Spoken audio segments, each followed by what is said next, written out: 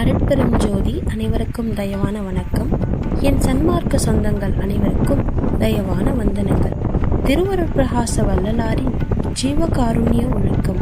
ஜீவன் என்பது உயிர், உயிரை காப்பாற்றுவதே காருண்யம்.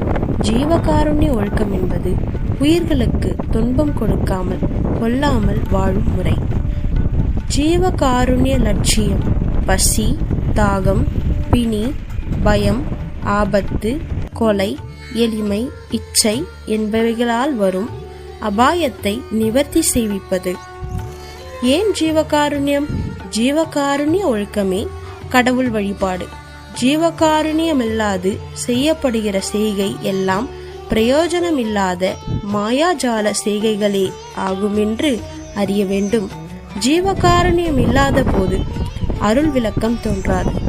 அது தோன்றாத போது கடவுள் நிலை கைகூடாது.